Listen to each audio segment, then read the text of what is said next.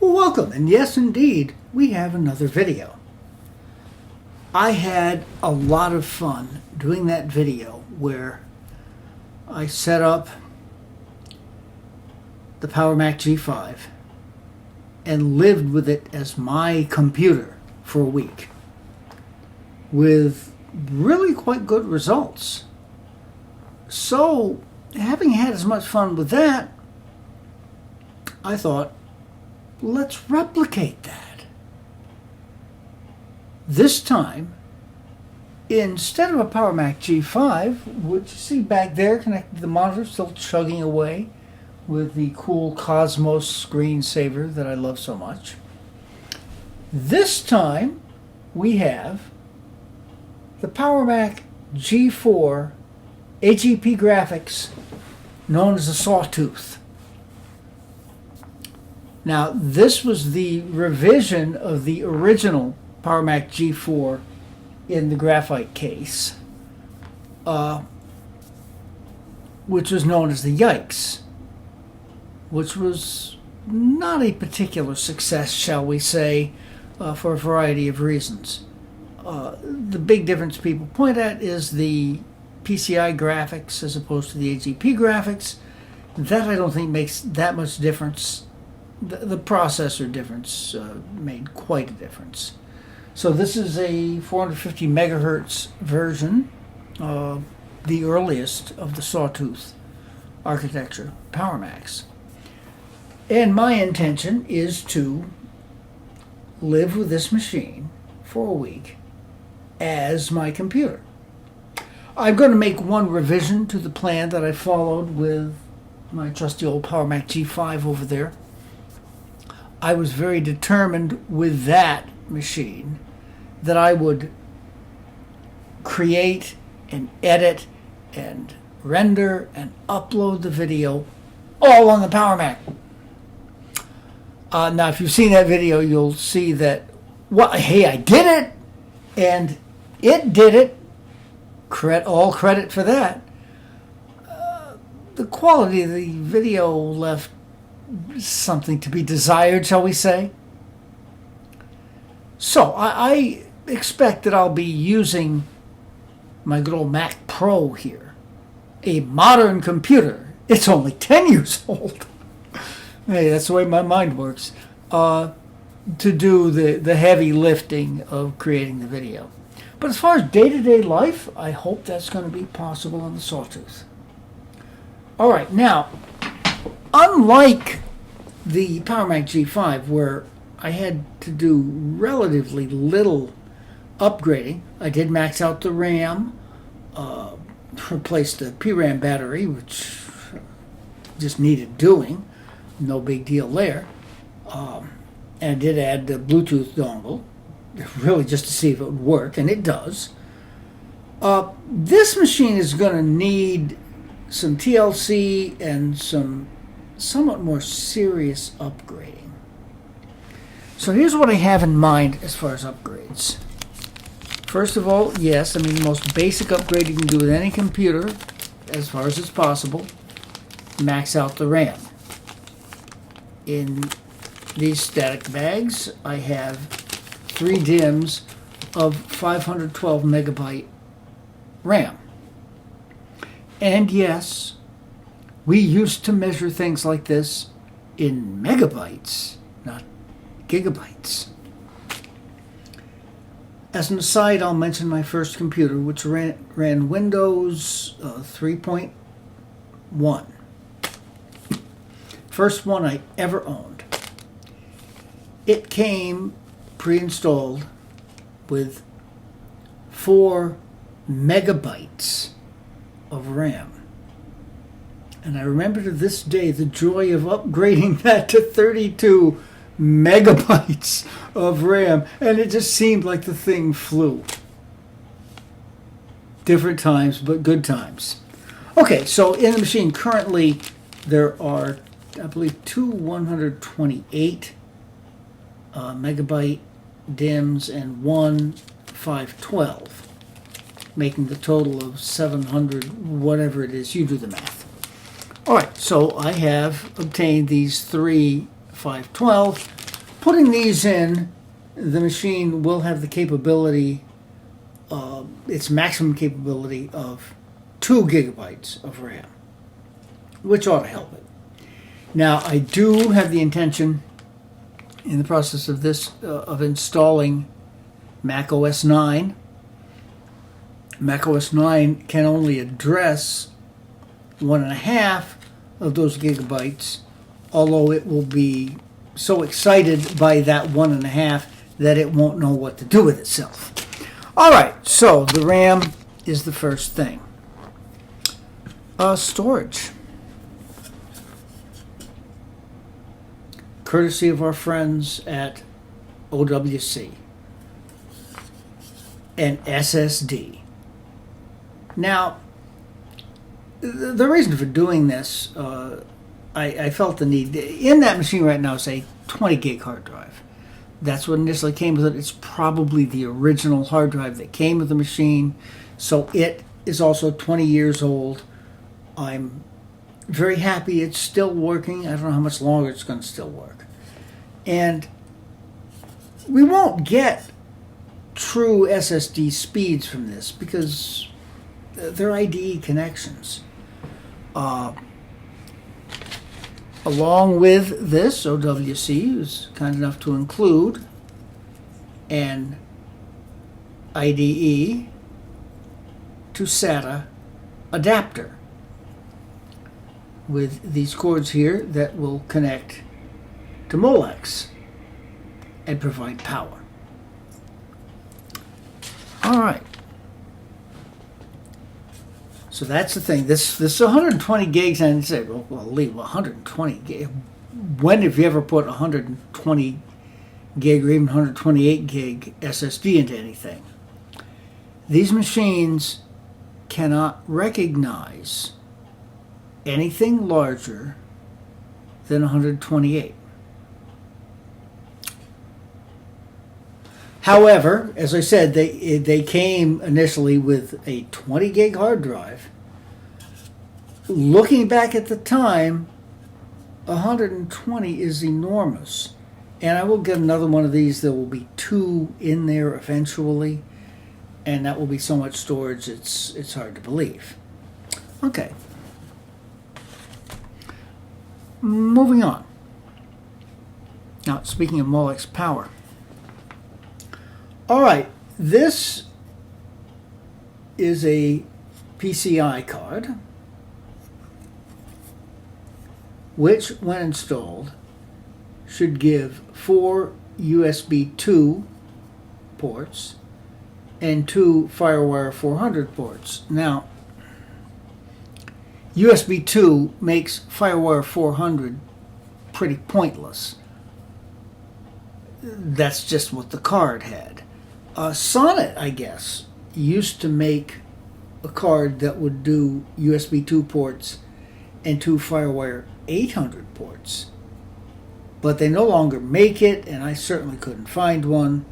So, yeah, USB 2, and I have derided USB 2 speeds in past videos. I will be so happy to have the capability of USB 2 as opposed to USB 1.1 that's on it now. That at least will make life livable for anything connected externally.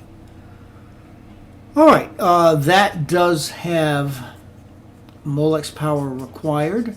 I think I'm going to be able to connect Molex to this, to the SSD, and still be able to do it. I might need to get an extension for Molex power. If I do, I do. I think we can make it work, having looked inside. All right. And then the last of the upgrades. A new video card. An ATI Radeon 9000 Pro. Now, this I think was a little funny. You look at the ports here, VGA. All right, well, the one that's in there now has DVI. This is the upgrade? Well, supposedly. But this one here That, my friends, is an S-Video port. I had completely forgotten that S-Video even existed. Now, once I saw it, and it says S-Video right on there, it reminded me what the heck it was. Yeah, I do remember that, and at some point in my past, I have used that for something. I don't even remember what at this point. But hey, the joys of retro computing. Okay, so that's what we're up to here, and I hope you're going to be happy enough to join us on this ride as well, and I think it should be interesting. So this video and then actually doing the upgrades, I think are going to be a video in and of themselves. Once we have done that, we've got to install operating systems. Panther on there. It's got Panther on there and no OS 9 capability, meaning there's no web browser you can get that's actually going to work. And for me, if a computer cannot get in the internet in a realistic fashion, why are we doing it? There will be different OSs installed. That will probably be a video in and of itself. And then that final video where I'm living with the machine over the course of a week. And can it actually be done in any sort of satisfactory way? I find this sort of thing fascinating. I hope there are at least a couple of people out there who find it fascinating along with me. So I hope you enjoy the fun. Okay, we're going to take a quick look at the internals of the Power Mec G4 Sawtooth. And I'll explain where things are going to go when I do the upgrades. I'm not going to actually record the upgrades. I love this way of accessing the internals. Just pull that, drop the drawer down. You've got the whole logic board sitting right here in front of you, easy to deal with. I've taken the liberty of removing the existing 3 RAM DIMMs that were in there. We'll populate that with 4. I've saved out the 512. Just looking at things in here, I found this interesting. There is actually an internal FireWire 400 port. Now, I don't really know what you would connect to that, but you could obviously connect some sort of FireWire device internally in the machine without necessarily connecting it externally on the ports outside. All right, these, of course, this is the heat sink for the CPU. There is a place here you could put an airport card in there. I'm not going to bother with that. No real need. All right, this is the existing graphics card that will come out to be replaced by the new graphics card, or new to this machine graphics card anyway. This card here is a SCSI adapter. I don't have any particular use for it, but I also have no particular reason to take it out. The USB expansion card I intend to put into this top slot, which will make it easier for me to power it via this Molex connector here, which should reach very easily. Okay, and yes, right here we have the PRAM battery, which I'm going to replace because it's open, and why not? I've got the new battery, let's put it to use. Okay, as far as storage, here's the existing 20 gig hard drive. I believe this has to be the original hard drive. You can see it is connected via the IDE cable here, and Molex power is connecting to it right here. All right, so on top of this will go the SSD. All right, the adapter will be plugged into the SSD's SATA connector, and then this IDE will connect to the adapter on the other side. The adapter also has a Molex power connector, and luckily enough, we have one there. Now you could put yet a third hard drive, a little dusty, yes, right in there. You do have Molex power. I am not certain at this point where IDE would come from, but I'm sure there would be an answer. However, there's not going to be a real need for that. I'm probably going to end up replacing this 20 gig hard drive with another 120 gig SSD, just because, well, why not? You know, let's get something in there that's going to last a while. All right, so take a look at the other internals. Fan, of course. This is the optical drive. It's, I believe, a DVD, CD double drive. Well, I don't know if it's a super drive or not. It probably says on there. I'm not going to bother to look. There is an opening in here. I suppose we could get IDE from here, where you could put in an iOmega zip drive. I used to use zip drives. I used to back up computers with zip drives, and you'd have to run. You'd put another zip disk in, and then another one, and then another one. Oh, good times. Okay, and power supply. So those are the internals. That's what I'm going to be doing with this machine, and I'm not going to try to record my doing all of this. I think it's straightforward enough, and I hope that with this quick tour of the inside of the machine, you have a good idea of what's going to go on. So, next thing you see should ideally be the machine booted up, preparing for installation of OSs, more than one. See you in a bit. All right, here we are with a Sawtooth. I'm going to apologize for a couple of things right off the bat. First of all, this was filmed on a Friday, yesterday. I had oral surgery, so I may not be speaking quite as clearly as I ordinarily would like to, but there you go. Everything went well, so everything should be fine. I did the upgrades that I had mentioned in the last clip. I should mention, first of all, one outright fail. That would be the graphics card.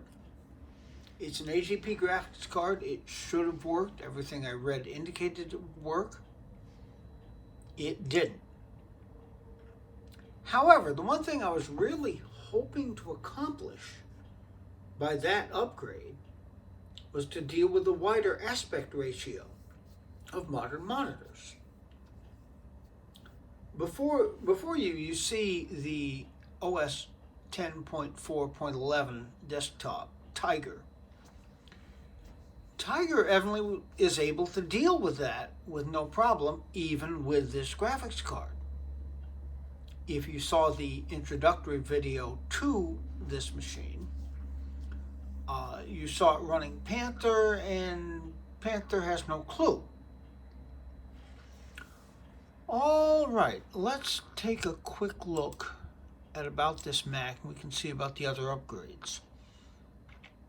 You will see 2 gigabytes of SD RAM.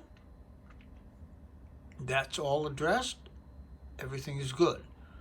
It is the 450 megahertz PowerPC G4 that it is supposed to be. Looking under more info in the system profiler. Clicking Bluetooth quickly. Tiger does recognize that Bluetooth dongle. So there's Bluetooth now.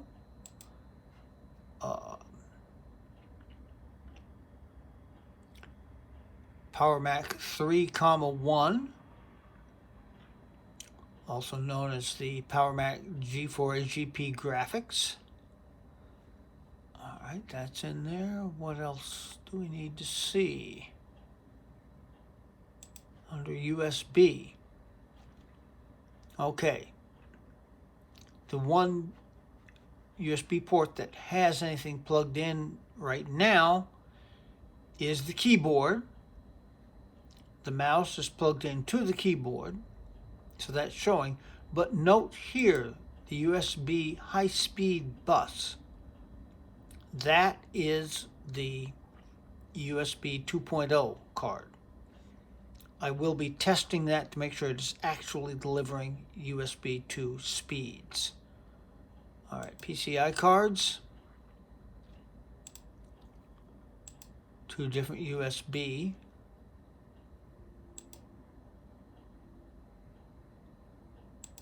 Now the FireWire, that USB card also has 2 extra FireWire 400 ports. If in fact the USB 2 is delivering USB 2 speeds, that's 480, rendering the FireWire ports pretty much useless. The Adaptec, that I believe is the that's the SCSI card. Okay, so that's fine. Under ATA, you see the 2 drives, the Mac Store,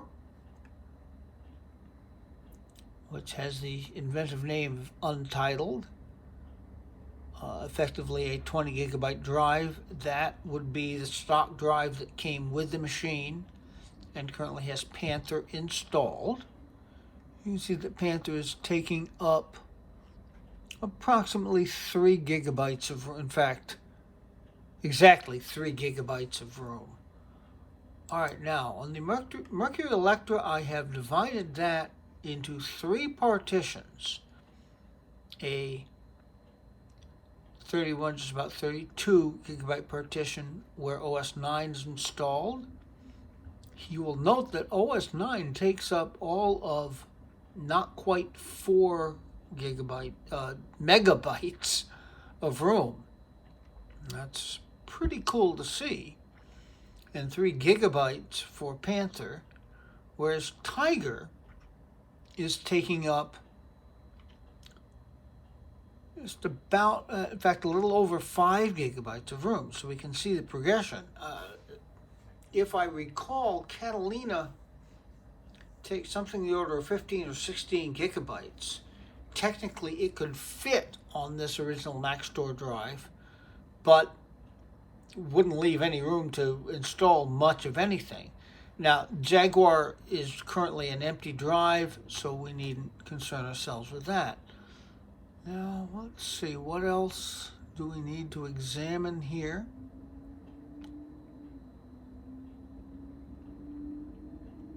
Not really anything else. There's no airport card currently.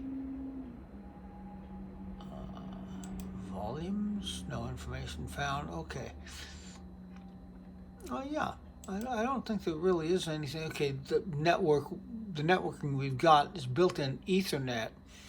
There is no airport card, but I do have an Ethernet cord connected from an Apple Airport Express that is delivering a decent signal. So we do have internet access, which is good. Okay. Now, I think that's about it. Oh, I should mention, if I did not, the installation of the Mercury Electra SSD. That was a bit of an adventure. I put it in. I plugged in the adapter to the SATA port. I plugged in the IDE cable to the IDE end of that adapter and Molex power into the adapter card. When I tried to boot up the system, all I got was the folder icon with a flashing question mark, which is the system's way of saying that it cannot find an operating system, even though I knew Panther was installed. I was expecting it to boot up into Panther, but it didn't. So I powered it down. I do have to, this was my error. it's been a long time since I've dealt with IDE drives. I had forgotten completely about jumpers on IDE drives. I had two drives installed, the original 20 gig hard drive and the SSD, both jumpered as masters. The system simply couldn't decide which one. So it gave up entirely and said there was nothing. So I took the drive out again. I moved the jumper, which is a pretty easy process, from master to cable select. Then everything came up and I was able to partition the drive into those three partitions, which you see over here. Tiger, which is the current boot disk, OS 9, and Jaguar, which is currently empty. Alright, so before I leave you here, let's open System Profiler, System Preferences, pardon me, and click Startup Disk. Alright, we have three options. OS 10.3.2. Now, I don't know why Apple has removed updates to Panther. When I installed Tiger, it installed 10.4.6, and then the updates were right there to bring it to 10.4.11, which is the final version. Alright, but I'm going to select macOS 9.2.2 and restart.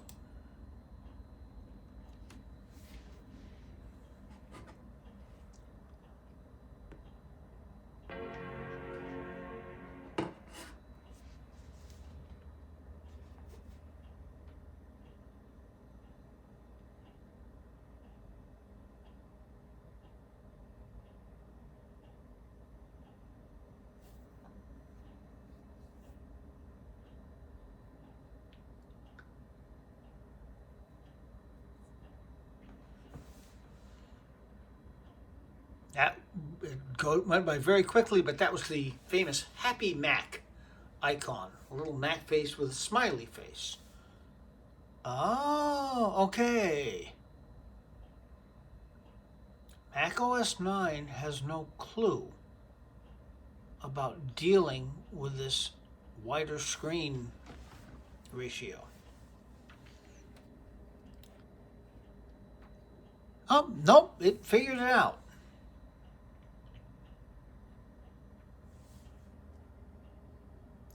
And you can see everything is kind of stretched. Alright, software needed for the USB device, unnamed device is not available. That's the Bluetooth dongle. OS 9 had no clue about Bluetooth.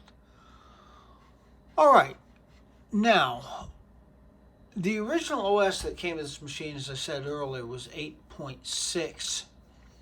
I installed OS 9 because I had a disk for it. I will probably try to install 8.6 just because it's cool to have the original operating system. But this upcoming video on living with a sawtooth will be based on Tiger, as I explained earlier. But Classic Mac is here. There are a variety of websites. OS 9 Lives leaps to mind, as well as the ones I mentioned in the previous video, Macintosh Classic and, Macintosh, what's it called? Macintosh Repository and Macintosh Garden. Wonderful websites. So, I hope that you enjoy this video, and we shall see you in about a week with the results of living with a sawtooth. Take care.